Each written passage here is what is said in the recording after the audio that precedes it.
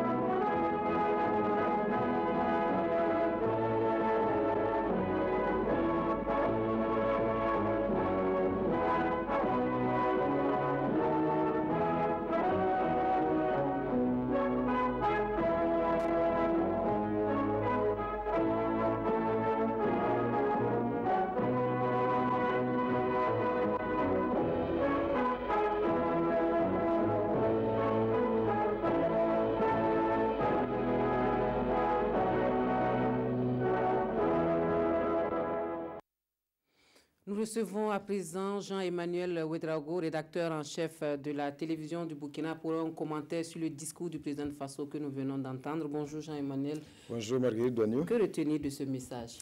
Marguerite Douagneau, comme on l'a vu dans la forme, c'est un message court, un ton ferme et surtout un air grave. Dans le fond, un message de solidarité et de compassion envers toutes les victimes et tous les blessés de cette attaque inhumaine. Un message d'encouragement et de soutien sans faille aux forces de défense et de sécurité. Un message de détermination. Roch-Marc Christian Kaboré réaffirme sa foi inébranlable en la capacité du peuple burkinabé à préserver sa dignité en opposant une résistance farouche à ses ennemis tant intérieurs qu'extérieurs. Un message d'engagement collectif. Tous les Burkinabés doivent rester mobilisés comme un seul homme et collaborer davantage avec les forces de défense et de sécurité. Et pour finir, une confiance renouvelée en la victoire face aux ennemis de la nation. Je réaffirme mon attachement à la démocratie, à la justice et au progrès et je veillerai à ce qu'il en soit ainsi. Marguerite Douagneau, ce sont les mots du président. Merci Jean-Emmanuel Ouedraogo. Nous poursuivons ce journal avec le Premier ministre qui est depuis ce matin sur le terrain pour constater les dégâts et réconforter les blessés à l'issue de la visite à l'état-major général des armées. Paul Kaba Thieba exprime sa colère face à cette attaque qu'il qualifie de barbare et condamne fermement les attentats. Il appelle par ailleurs les Burkinabés à un sursaut pour transcender ces attaques terroristes pour préserver le vivre ensemble et la tolérance. Nous écoutons le chef du gouvernement burkinabé.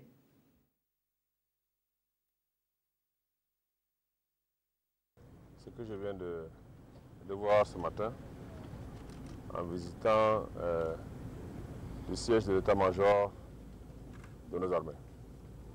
Ce que j'ai vu ici, ce sont vraiment des scènes apocalyptiques. Et je voudrais, dans un premier temps, m'incliner devant la mémoire de nos braves soldats qui sont tombés au combat pour la défense de la patrie, pour la défense de la liberté, pour la défense de la démocratie. Ils sont tombés les armes à la main. Et je voudrais également présenter mes condoléances et la compassion du gouvernement et de la nation à leurs familles. Leur sacrifice ne sera jamais oublié par les Burkinabés. Je voudrais également condamner avec la dernière vigueur cet attentat terroriste, cet attentat lâche qui s'attaque à notre pays, encore une fois, et qui sème la mort, la désolation, inutilement. Le Burkina Faso, qui est un pays de paix, un pays qui a fait le choix de vivre dans la démocratie, dans la liberté, dans le respect des droits humains, des droits de l'homme. On ne s'explique pas que des individus en arrivent à de telles extrémités dans notre pays. Mais je voudrais faire comprendre aux terroristes que rien, je dis bien, rien ne mettra en doute, n'ébranlera la détermination du gouvernement et la détermination de mon peuple, notre peuple, à surmonter l'adversité, à lutter contre les forces du mal et à rétablir la sécurité dans notre pays. Rien. Ce ne sont pas ces attaques terroristes qui vont nous intimider. Notre pays a une vieille tradition, une tradition de courage, une tradition de combat. Nous sommes jalousement attachés à l'indépendance, à la liberté, à la démocratie. Et c'est une nouvelle épreuve qui se dresse devant nous. Nous la surmonterons tous ensemble. Je voudrais également m'adresser aux Burkinabés pour leur demander de rester confiants, d'avoir confiance aux valeurs qui font notre nation. Je l'ai dit, ce sont des valeurs de tolérance, des valeurs d'humanisme, des valeurs de travail, et des valeurs également de combativité lorsqu'il faut combattre. Nous l'avons su le montrer dans notre histoire, préserver notre indépendance. Je voudrais demander au peuple burkinabé de garder confiance au gouvernement, de garder confiance dans nos institutions pour puiser la force, les ressorts dont nous avons besoin pour lutter et bouter hors de notre territoire toutes ces tendances adverses, ennemies, qui cherchent à perturber notre mode de vie, notre vivre ensemble. Les choix fondamentaux que nous avons faits en faveur de la liberté, de la démocratie et de la tolérance. Les propos du Premier ministre sont recueillis pour nous par Konsoun Koulibaly et Zalissa Sanfou. Le Premier ministre, dans sa tournée pour constater les dégâts des attaques faites à Ouagadougou, a fait halte à l'ambassade de France pour visiter les locaux pris possibles par les assaillants. Une visite conduite par l'ambassadeur de France au Burkina Faso qui explique le déroulement de l'attaque à la délégation. Nous écoutons Xavier Lapère de Cabane.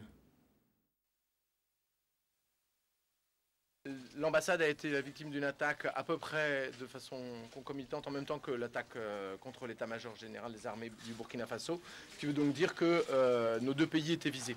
Le symbole est très fort, ça veut dire que les terroristes essayent de nous diviser. Et c'est évidemment ce qui n'arrivera pas. Le président de la République française a appelé hier le président du Faso pour lui parler, pour lui redire non seulement sa solidarité et pour lui donner ses condoléances pour les 8 personnes qui sont décédées hier. Et d'ailleurs, je rends un hommage tout particulier au gendarme qui est décédé à côté de l'ambassade et qui assurait la sécurité des abords de l'ambassade. Mais notre objectif est évidemment, ne change absolument pas. Notre objectif politique reste celui d'être aux côtés du Faso dans cette guerre contre les groupes terroristes dont on voit qu'ils n'hésitent absolument devant strictement rien et dont les moyens deviennent de plus en plus violents. Ce qui prouve que, ce qui renforce en gros notre volonté d'agir ensemble. Les propos de l'ambassadeur de France sont recueillis par Adama Guiti et Gildas Da. Autre point de l'actualité de l'électricité dans 45 villages dans le Ziro et le Gourma, de la lumière qui devrait améliorer la vie des populations dans ces zones et permettre de lutter plus efficacement contre la pauvreté. Les travaux d'électrification rurale lancés ce vendredi à Matiakwali sont financés par l'Union européenne et l'État burkinabé à hauteur de plus de 17 milliards de francs CFA. L'agence burkinabé d'électrification rurale est chargée de l'exécution des travaux de branchement de plus de 5000 ménages domestiques et le raccordement de 600 activités socio-économiques. Sur la cérémonie de lancement, nous suivons le reportage de Alassane Tiendrebego et Ibrahim Sanou. 45 localités du Ziro et du Gourma auront désormais accès à l'électricité. À travers cette implantation symbolique du poteau d'électrification, le ministre de l'Énergie donne le top de départ du projet d'électrification ici à Matiakwali. L'action permettra donc l'électrification de 45 localités, le branchement de plus de 5150 ménages et le raccordement de près de 600 activités socio-économiques, dont 86 écoles, lycées et collèges, 13 centres de santé et 16 systèmes d'adduction d'eau potable. Très attendu du côté des autorités locales et même de la population, c'est avec enthousiasme que ce projet est accueilli. C'est avec un esprit épris de joie que j'adresse mes vives félicitations aux plus hautes autorités du gouvernement pour la concrétisation du projet d'électrification.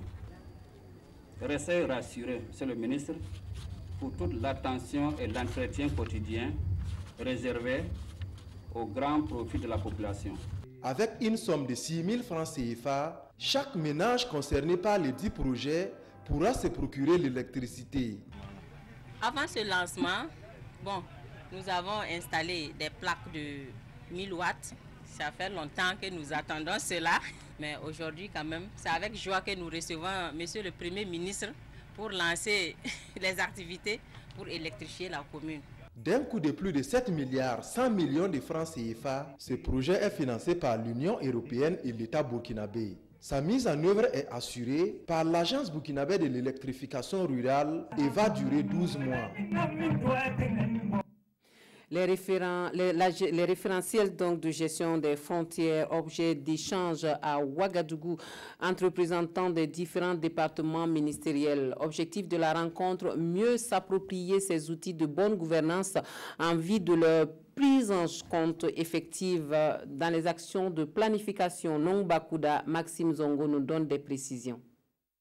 Le Burkina Faso partage 3615 km de frontières avec 6 pays, la Côte d'Ivoire, le Mali, le Niger, le Bénin, le Togo et le Ghana. Des espaces frontaliers dont la gestion ne se fait pas toujours sans difficulté.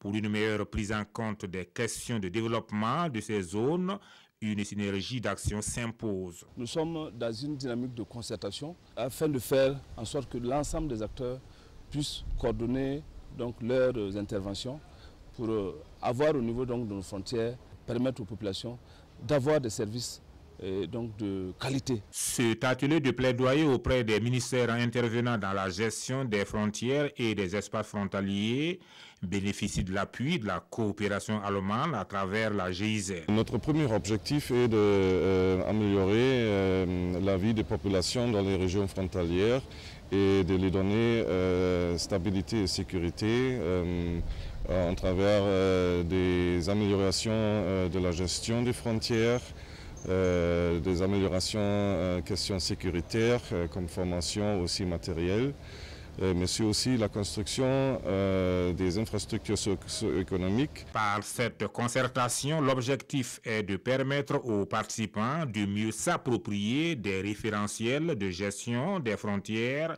en vue de leur prise en compte effective dans les planifications. Des canevas d'action et d'activités détaillés seront alors présentés à cette occasion. Le Japon, plutôt sensible aux micro-projets de finances locaux contribuant à la sécurité humaine, va financer la réalisation d'un projet d'approvisionnement en eau potable de l'orphelinat Sainte-Thérèse de l'Enfant Jésus de Lumbila. Une convention est signée dans ce sens à Ouagadougou. Des précisions avec Amadou Ilboudou et Nathalie Savadogo Nabaloum. À travers ces signatures, le Japon octroie ainsi 41 millions de francs CFA à l'association Sainte-Thérèse de l'Enfant Jésus, une somme qui va servir à la réalisation d'un château d'eau au profit des élèves et pensionnés du Centre Voie de l'Espérance de Lumbila. Un don qui va soulager la souffrance d'une centaine d'enfants dans leur quête d'eau potable. Vous nous allouez la somme de plus de 41 millions de francs CFA pour arroser et fleurir le quotidien des enfants en difficulté que nous accueillons. Votre aide nous sera utile non seulement pour leur hygiène, mais aussi pour leur meilleure nutrition grâce au développement de la maraîchère-culture. Tout d'abord, ce sont des centaines d'enfants du complexe scolaire Sainte-Thérèse et les pensionnaires de notre centre qui sont dans la joie et l'espoir. Pour l'ambassadeur, c'est un acte fort dans le renforcement de la coopération entre le Burkina Faso et le Japon. Une manière aussi pour eux de participer à la réduction de la pauvreté au Burkina Faso. Le Japon, en acceptant d'accompagner ce projet, voudrait participer à la réduction de la pauvreté au Burkina Faso. Ce projet participe à l'atteinte du 6e objectif de développement durable, c'est-à-dire l'eau propre et l'assainissement. Comme vous le savez, l'eau est une ressource vitale. Sans eau de qualité, les populations sont constamment exposées aux maladies hydriques et cela affecte leur capacité de production. Dans le même temps, ce projet contribue à assurer une éducation de qualité dans un cadre de sécurité et d'abondance. À ce jour, l'on compte au Burkina Faso environ 1148 forages financés par le Japon à travers des organisations non gouvernementales, des associations ou des collectivités locales. Le programme d'investissement forestier lance l'étude Terre Africa pour une gestion planifiée et sécurisée des ressources naturelles. 4 communes sont essentiellement concernées par la dite étude. Des détails avec Omar Zombri. Ces acteurs, au nombre d'une soixantaine, prennent part ici à l'atelier de lancement de l'étude Terre Africa.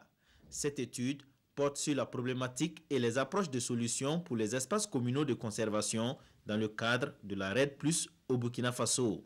L'étude Terre Africa va doter le programme d'investissement forestier PIF d'un guide pratique de planification et de sécurisation foncière pour une gestion intégrée et décentralisée des ressources naturelles, toujours dans le contexte de la RED+. Cette étude va contribuer à nous donner plus d'orientation, donner n'est-ce pas plus d'outils pour cette planification et cette sécurisation des espaces culturels. Donc les différents acteurs qui sont invités ici, c'est pour partager d'abord l'information, et également c'est pour inviter les différents acteurs à la mobilisation pour une meilleure participation, une meilleure responsabilisation de ce que nous allons entreprendre, mais aussi tout un chacun, on dit autant de tel ou tel avis. Le PIF intervient dans une trentaine de communes au Burkina Faso. Mais pour cette présente étude, Seules les communes de Gassan, Sibi, Sapui et Zambo sont concernées. Une étude menée par l'ONG NCBA Clouzé. Le réseau Afrique Jeunesse est désormais dans la dynamique de labellisation de la responsabilité sociale des entreprises minières. Cohésion sociale dans les zones riveraines des mines, stabilité économique et développement durable s'affiche derrière le label RCE minière. Des précisions avec Jean Zongo et Nathalie Savadogo-Nabaloum.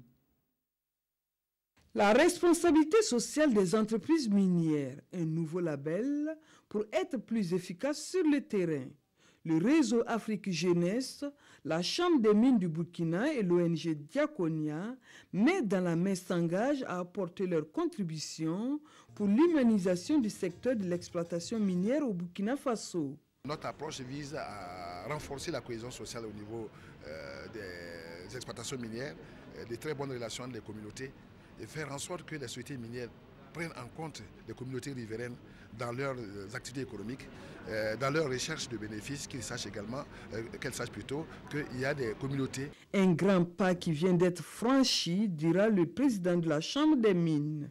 Les acteurs privés du secteur minier avaient à cœur que cette démarche de responsabilité soit reconnue, soit officialisée et permette à chaque société d'allier donc sa propre performance au concept de responsabilité qui l'amène à mieux partager la valeur qu'elle crée avec ses différentes parties prenantes.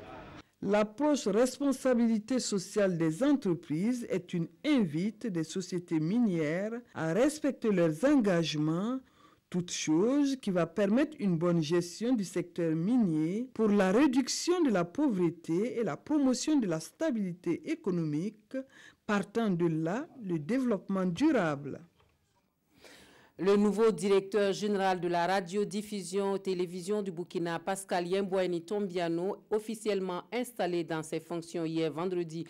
Cet ancien de la RTB revient à la maison et au plus haut niveau. Il s'installe dans un contexte médiatique marqué par le passage des médias publics à la société d'État et l'avènement de la TNT. Beaucoup de défis auxquels s'ajoute la construction du siège de la RTB, des défis que le nouveau directeur général compte relever avec l'implication de tous les travailleurs. Reportage Moussa Ouedraogo et Maïmouna Traoré. Le nouveau directeur général de la radiodiffusion-télévision du Burkina est ainsi installé dans ses fonctions. Un retour à la maison pour Pascal Yembouani Tombiano. Il y a fait ses armes. Journaliste reporter, puis rédacteur en chef et ensuite directeur de la télévision nationale.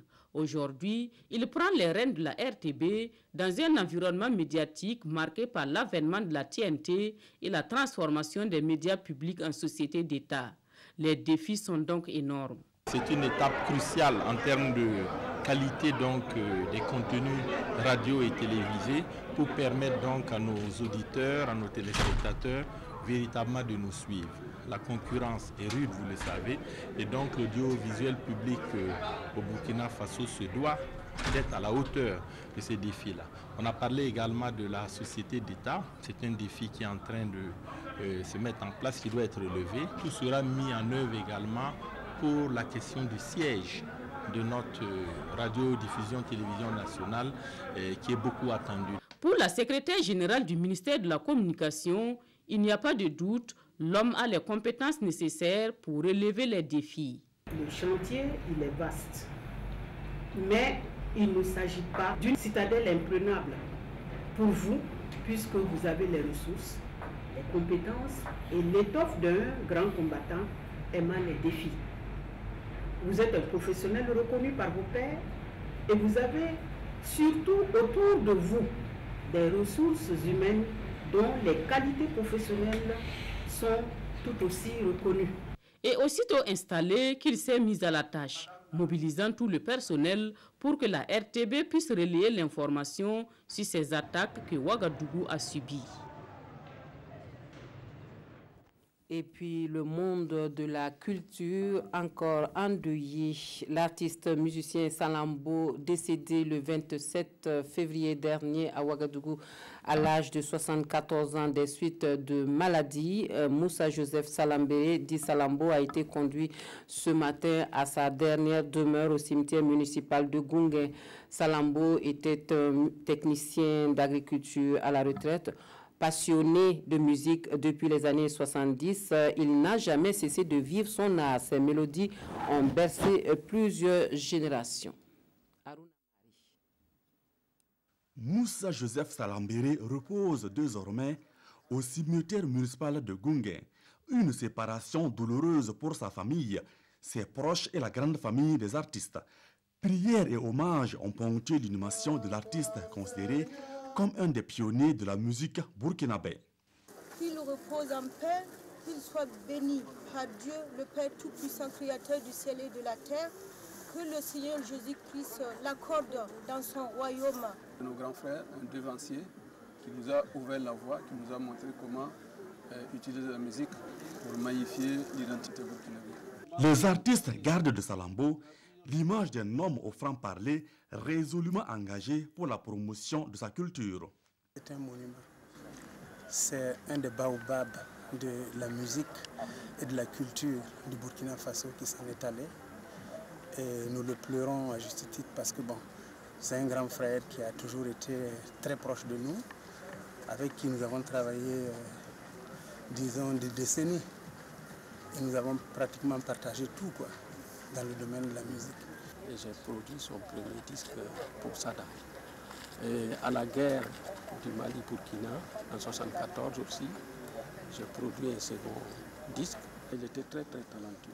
Âgé de 74 ans, l'artiste Salambo était aussi technicien d'agriculture à la retraite. Il laisse derrière lui une épouse, 7 enfants et 7 petits-fils désemparés. Moussa Joseph Salambéré, dit Salambo, l'homme du peuple, range définitivement sa guitare à l'âge de 74 ans.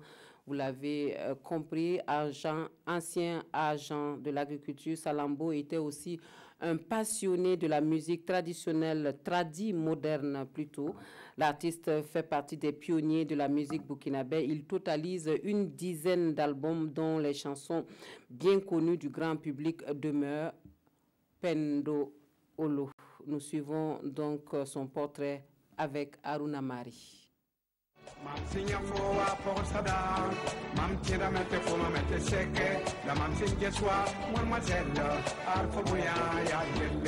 Technicien d'agriculture, rien ne destinait a priori Moussa Joseph Salambéré à une carrière musicale.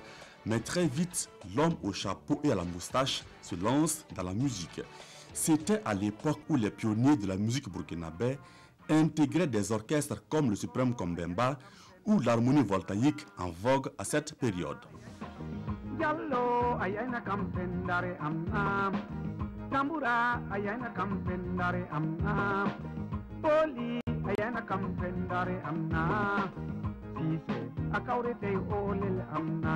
Difficile, disait-il, de jouer dans les orchestres à des heures indues.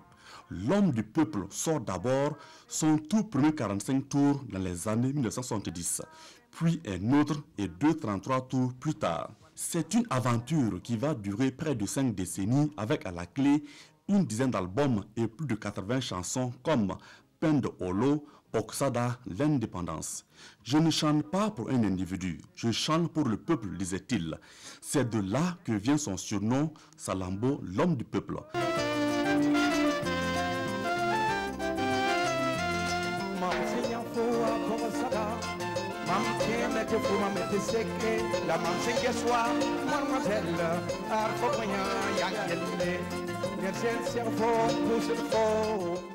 Le septuagénaire, toujours endimanché, n'a jamais quitté la scène. Fils de Komi Yanga, il a servi pendant 4 ans comme préfet et siégé au Conseil économique et social.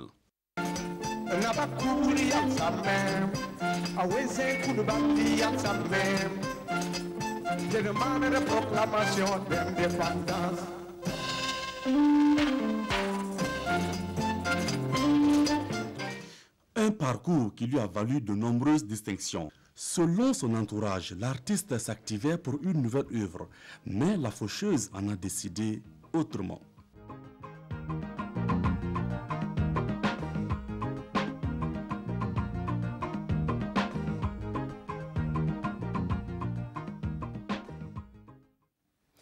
Un dernier mot de l'actualité hors de chez nous pour refermer ce journal. Benjamin Netanyahou, interrogé pour corruption, le Premier ministre israélien serait impliqué dans des affaires de fraude et d'abus de confiance. L'étau se resserre autour de Benjamin Netanyahou. La police a interrogé ce vendredi matin le Premier ministre israélien, soupçonné dans une affaire de corruption. Selon les autorités, Benjamin Netanyahou aurait cherché à acheter les faveurs de Shaul Elovitch, ancien actionnaire d'un groupe de télécommunications. Ce dernier aurait ordonné la rédaction d'articles favorables à l'actuel chef du gouvernement via un site d'information. Le 13 février, la police a annoncé avoir conseillé la justice d'inculper Benjamin Netanyahou pour corruption, fraude et abus de confiance. Le Premier ministre israélien est également impliqué dans 2 autres affaires pour les mêmes motifs. Fin de cette session d'information. Merci de votre attention. Bon week-end à tous.